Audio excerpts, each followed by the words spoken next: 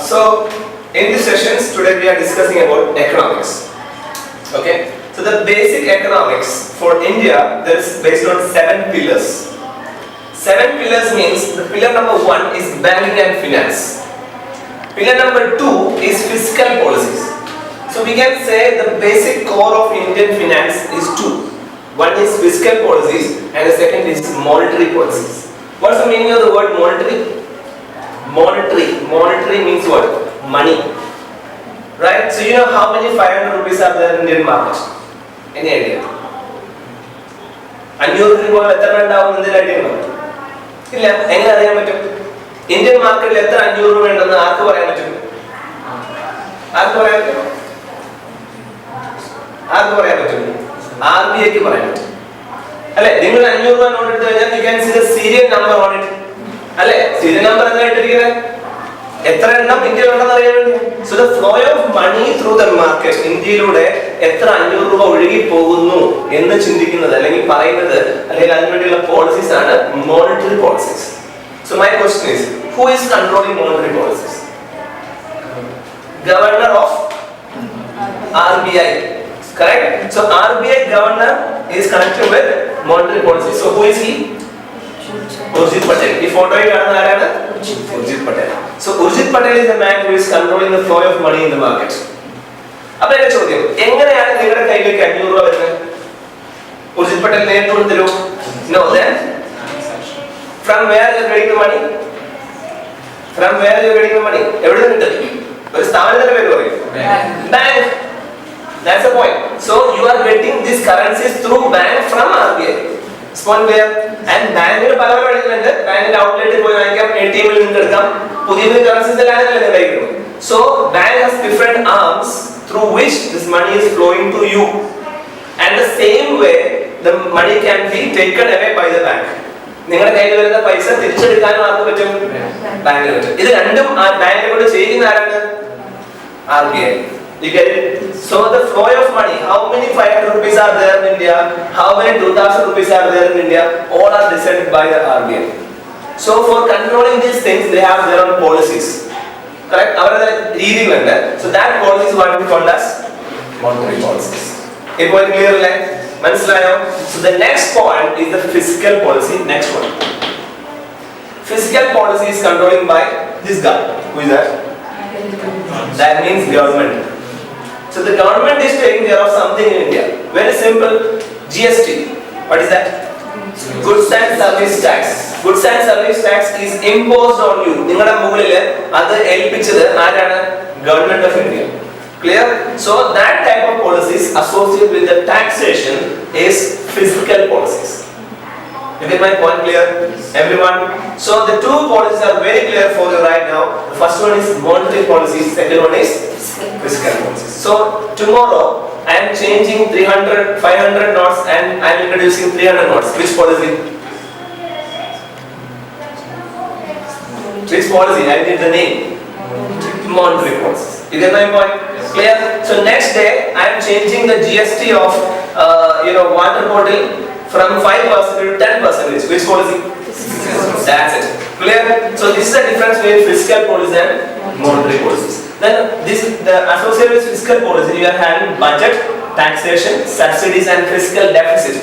Deficit means in Malayalam it's called as kammi. Koravu. Clear? Suppose this month Narendra Modi need to have 500 crore rupees. അതായത് 500 രൂപ personal ആവശ്യത്തിനല്ല.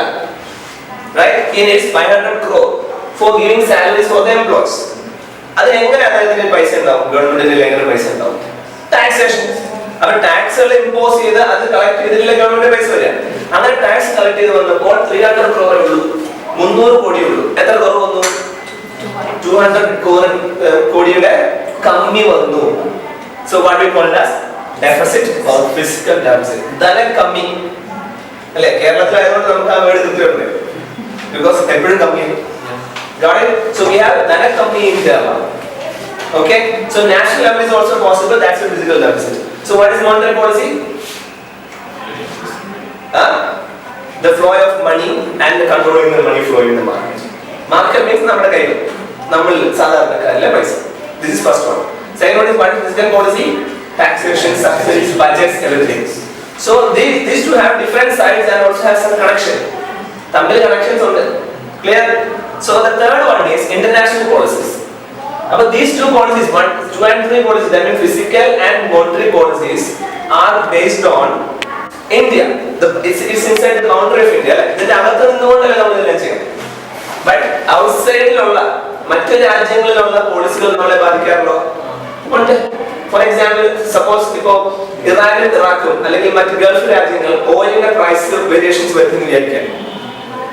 സ്വാഭാവികമായിട്ടും ഒരു കുപ്പി oil, കുപ്പി means barrel, ഒരു കുപ്പി ഓയിൽ സപ്പോസ് 1000 രൂപ വിചാരിച്ചു. അത് അവിടെ ഷിപ്പിൽ കയറി ഇവിടെ വരുമ്പോൾ 1000 രൂപ. അത് ഉപയോഗിച്ച് നമ്മള് പമ്പുകൾ വഴി ലോറികളിലെല്ലാം പെട്രോൾ എല്ലാം അടിച്ച് ഡീസൽ എല്ലാം അടിച്ചിട്ട് സാധനങ്ങളെല്ലാം അങ്ങോട്ടും ഇങ്ങോട്ടും തക്കാളിയും കോവയ്ക്കും എല്ലാം കയറ്റി അരിയൊക്കെ നമുക്ക് കിട്ടും കേരളത്തിൽ. ശരിയല്ലേ? ഇങ്ങനെയല്ല economy is connected through, right? Suppose I am the sheikh bin whatever it is of the Gulf country ആണെന്ന് വിചാരിക്കാം. So I change the price from 1000 per this barrel to 5000 rupees. Because these are my own properties. എന്താ അറിയില്ലേ? അപ്പൊ എനിക്ക് പൈസ ഉണ്ടാക്കാൻ വേണ്ടി ഞാൻ എന്ത് ചെയ്യണം? I am doing this. 5000 രൂപയിലേക്ക് മാറ്റി ഓരോ ബാരലും. സ്വാഭാവികമായിട്ടും ഇവിടെ ഇപ്പൊ എത്ര രൂപ കിട്ടും? ഇന്നലെ 1000 രൂപ കിട്ടിയ ബാരലിൽ നിന്ന് 5000 രൂപയ്ക്ക്. അപ്പൊ അത് ഡീസലിന്റെ വില വ്യത്യാസം വരില്ലേ? പമ്പുകളിൽ വ്യത്യാസം വരുമോ? പമ്പുകളിൽ നിന്ന് ലോറിക്ക് അടിക്കുന്ന പൈസ വ്യത്യാസം വരില്ലേ? ലോറിയിൽ പണ്ട് തക്കാളി ഒരു ചാക്കിന് കൊണ്ടുപോവാണെങ്കിൽ ഇപ്പൊ തക്കാളിക്ക് അവർ ആ ചാക്കിന്റെ വില കൂട്ടില്ലേ? അപ്പൊ കടക്കാരൻ തക്കാളിയുടെ വില കൂട്ടുമോ? കുറയ്ക്കുമോ? കൂട്ടും. നിങ്ങളുടെ കയ്യിലുള്ള പൈസ കൂടുതൽ കൊടുത്താലേ തക്കാളി മേടിക്കാൻ പറ്റുള്ളൂ. അപ്പൊ നിങ്ങളുടെ കയ്യിലുള്ള തക്കാളി വരെ കണക്ഷൻ വിത്ത് ബാരൽ ഓയിൽ. അപ്പൊ സ്വാഭാവികമായിട്ടും ഗവൺമെന്റിന്റെ കയ്യിൽ ടാക്സ് വേണ്ടേ? ഗവൺമെന്റിന്റെ policy ബാധിക്കില്ലേ? So the point is, these kind of international policies are also connected with the monetary and fiscal policies. Is it going clear, everyone? So this is the total financial structure of India. Which are the policies? Monetary policies, fiscal policies, international policies. So you had the name WTO, World Trade Organization. Very good. So World Trade. So ഞാൻ പറഞ്ഞു 1000 രൂപയുടെ barrel is now 5000. So this trading, like business അല്ലേ ചെയ്യാ? Right? See, there is lots of clash between India and Pakistan all the time. നമുക്ക് എപ്പോഴും sharing of bullets, killing of soldiers everywhere. But there is no fight between India and China. You see that? Because there is no fight. നിങ്ങളുടെ ചരിത്രത്തിൽ അല്ലേ ജനിച്ചിട്ട് ഇത്രയും കാലമായിട്ട് എവിടെയും കേട്ടിട്ടുണ്ടോ നമ്മളൊരു ചൈനീസ് സോൾജിയറെ വെടിവെച്ചെന്നോ ചൈനീസ് സോൾജിയർ നമ്മളെ വെടിവെച്ചെന്നോ? നോ. പക്ഷേ പാകിസ്ഥാനേക്കാളും കൂടുതൽ we are sharing boundary with China. But we are safe. Why? Because 3.6 billion business is there between India and China. അപ്പോൾ ഒരു ബുള്ളറ്റിന്റെ അങ്ങോട്ടും ഇങ്ങോട്ടും മൂവ്മെന്റ് നടന്നു കഴിഞ്ഞാൽ ആ ബിസിനസിനെ ബാധിക്കും. സോ രണ്ട് ഗവൺമെന്റുകളും വളരെ സൂക്ഷിച്ച് അത് ഡീൽ ചെയ്യും. കാര്യം അങ്ങോട്ടും ഇങ്ങോട്ടും നമ്മൾ വല്ലതും പറയുന്നുണ്ടെങ്കിൽ we are very safe. This ബിസിനസിനെ ബാധിക്കും. So trade is very important. So trade is connected with the Indian monetary policies and Indian fiscal policies. International trade. Is point clear, everyone? Okay?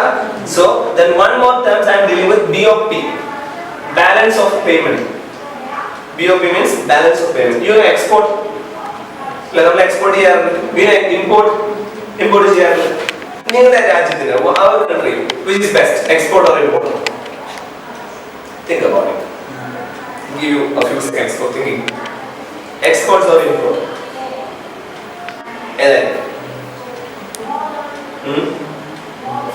Export ചെയ്യുമ്പോൾ എന്താ സംഭവിക്കുന്ന ആലോചിച്ച് ഇങ്ങോട്ട് വരും അങ്ങോട്ട് പോകും. See, you are exporting Thrissur Puram elephants to Africa or other countries. അല്ലെ? elephants നെ എവിടെ കയറ്റി ചെയ്യുക? ഒരാനക്ക് സപ്പോസ് ഇപ്പോൾ ഒരു 50 ലക്ഷം രൂപ, 50 ലക്ഷം ആനയ്ക്ക് കൊടുക്കുമ്പോൾ ആ 50 ലക്ഷം മറ്റു രാജ്യങ്ങളിൽ ഇങ്ങോട്ട് കയറ്റി വരുന്നത്. അപ്പൊ നമ്മുടെ രാജ്യത്തല്ലേ പൈസ കൊടുക്കുന്നത്? ആന പോകുന്നുള്ള ശരിയാണ്. ക്ലിയർ? നമ്മുടെ കയ്യിൽ പൈസ കൊടുക്കുന്നില്ല. നേരെ തിരിച്ച് ഞാൻ ആനയെ ഇമ്പോർട്ട് ചെയ്താലോ എന്റെ കയ്യിൽ നിന്ന് അങ്ങോട്ട് പൈസ കൊടുക്കണ്ടേ? അപ്പൊ ഏതാ ബെസ്റ്റ്? എക്സ്പോർട്ടുകൾ മാക്സിമം ആക്കുന്നതല്ലേ നല്ലത്, റൈറ്റ്? ഇമ്പോർട്ട് കുറയ്ക്കുന്നതല്ലേ നല്ലത്? ഇമ്പോർട്ട് ഇല്ലാത്തൊരു രാജ്യമാണ് ഏറ്റവും നല്ലത്. You get my point? That means whatever we are producing in our country, we can use it. അല്ലേ? ഞാൻ എന്റെ രാജ്യത്ത് സപ്പോസ് തക്കാളി, വീണ്ടും തക്കാളി is my best one. തക്കാളി only throughout the economic class we are discussing തക്കാളി or tomatoes. So tomatoes ഞാൻ ഇന്ത്യയിൽ പ്രൊഡ്യൂസ് ചെയ്തു. Okay, suppose ഒരു 1 million crore lakhs ഒത്തിരി ടൺ കണക്കിന് പ്രൊഡ്യൂസ് ചെയ്യും. അത്രയും തക്കാളി നമുക്ക് ആവശ്യമില്ല. അപ്പൊ ഇന്ത്യൻ പോപ്പുലേഷൻ വേണ്ട തക്കാളി മാറ്റിയിട്ട് എടുത്തു വെച്ചു. ബാക്കി കിടക്കുന്ന തക്കാളി വേണം. അതാണ് സർപ്ലസ് തക്കാളീസ്, സർപ്ലസ് ടൊമാറ്റോസ്. അത് നമ്മൾ എന്ത് ചെയ്യും? ഇനി ഇവിടെ നിന്ന് ചിന്നുള്ളൂ. So maximum we can make money out of it. നമ്മൾ അത് എന്ത് ചെയ്യും? എക്സ്പോർട്ട് ചെയ്യും.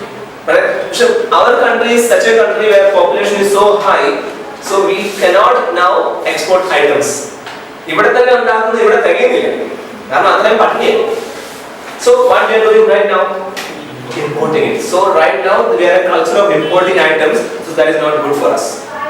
മനസ്സിലാവുന്നുണ്ടോ?